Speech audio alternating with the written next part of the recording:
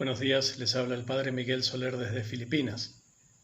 El Evangelio de hoy es de San Mateo y dice así: En aquel tiempo se adelantó Pedro y preguntó a Jesús: Señor, si mi hermano me ofende, ¿cuántas veces le tengo que perdonar? ¿Hasta 7 veces? Jesús le contesta: No te digo hasta 7 veces, sino hasta 70 veces 7. Y a propósito de esto, el reino de los cielos se parece a un rey que quiso ajustar las cuentas con sus empleados. Al empezar a ajustarlas, le presentaron uno que debía 10.000 talentos. Como no tenía con qué pagar, el Señor mandó que lo vendieran a él con su mujer y sus hijos y todas sus posesiones, y que pagara así. El empleado, arrojándose a sus pies, le suplicaba diciendo: Ten paciencia conmigo y te lo pagaré todo. El Señor tuvo lástima de aquel empleado y lo dejó marchar, perdonándole de la deuda. Pero al salir el empleado aquel encontró a uno de sus compañeros que le debía 100 denarios, y agarrándolo lo estrangulaba diciendo: Págame lo que me debes. El compañero, arrojándose a sus pies, le rogaba diciendo: Ten paciencia conmigo y te lo pagaré. Pero él se negó y fue y lo metió en la cárcel hasta que pagara lo que debía. Sus compañeros, al ver lo ocurrido, quedaron consternados y fueron a contarle a su señor todo lo sucedido. Entonces el Señor lo llamó y le dijo: Siervo malvado, toda aquella deuda te la perdoné porque me lo pediste. ¿No debías también tú tener compasión de tu compañero como yo tuve compasión de ti? Y el Señor, indignado, lo entregó a los verdugos hasta que pagara toda la deuda. Lo mismo hará con vosotros mi Padre del cielo, si cada cual no perdona de corazón a su hermano. Es palabra del Señor. Hace un mes ya comentábamos este mismo Evangelio que la liturgia nos propone hoy para este domingo, sobre la necesidad del perdón y cuántas veces perdonar. En el comentario entonces seguíamos particularmente a Santo Tomás de Aquino, explicando principalmente cómo esta parábola de Cristo coloca el perdón entre nosotros en el justo contexto, que es el de nuestra relación con Dios, con ese Dios que nos ha perdonado. Y así el perdón puede ser entendido rectamente. Nuestra deuda personal con Dios es infinita y ha sido solventada por su misericordia y por el amor de Cristo. En cambio, ninguna ofensa que nosotros recibamos es infinita. Debemos perdonar entonces para poder ser perdonados por Dios. O, como dice la parábola, para no perder el perdón divino que ya hemos recibido. Bueno, pero no necesitamos repetir aquí lo que dijimos entonces. Simplemente quisiera retomar una de las expresiones que habíamos mencionado. Santo Tomás dice cómo debemos tener el corazón siempre listo para perdonar. Tenemos que pedir al Señor que Él haga nuestro corazón listo para perdonar, que lo transforme. Ese es uno de los efectos más hermosos de su gracia. Pero por otra parte, esto nos invita, nos llama a un muy serio y profundo examen sobre nuestras vidas. ¿Es realmente así? Para con todos, en todos los casos, tengo el corazón listo para perdonar a todos, sin condiciones, sin límites, sin excluir a nadie.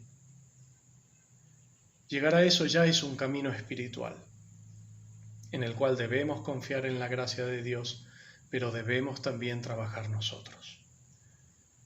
En ese camino el primer paso es poder rezar por aquellos que nos han ofendido, pedir gracias para ellos, pedir el bien, pedir que Dios los salve. Aún en el caso en que los sentimientos no acompañen, parezca incluso que vayan por otro lado, aunque parezca que no se puede sentir ese perdón, pero rezar por esas personas, rezar por los que nos han ofendido, rezar por aquellos a los que queremos perdonar. Y aun cuando ese camino pueda parecer que se alarga a veces, que tiene distintos momentos, o como decía antes, en el cual los sentimientos no acompañan ese camino espiritual del perdón. Sea como sea, lo que sin duda hay que expulsar totalmente del alma es la decisión de no perdonar, que a veces lamentablemente a veces sucede.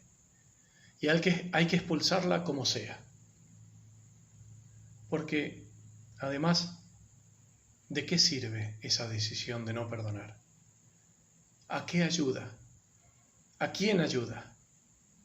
¿Qué bien se sigue de ella? Ninguno. Y no es verdad que ayuda a la justicia.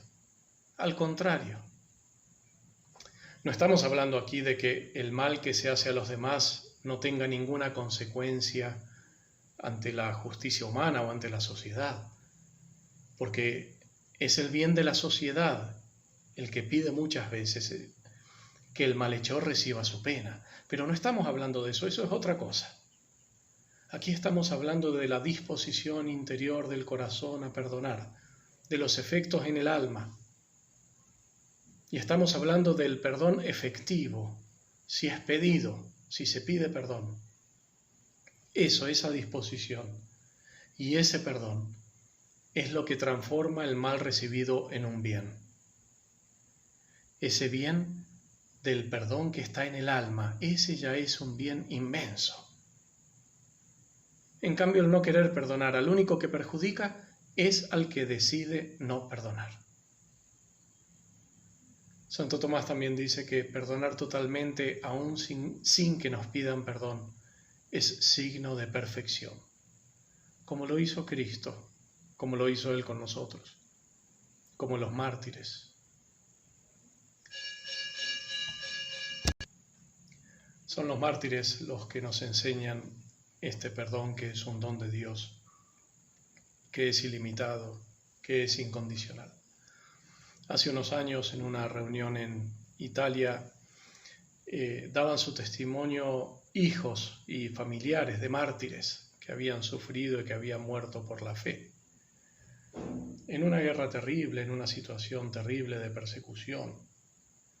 Y ellos hablaban del perdón como aquello que hace que el mal no tenga la última palabra.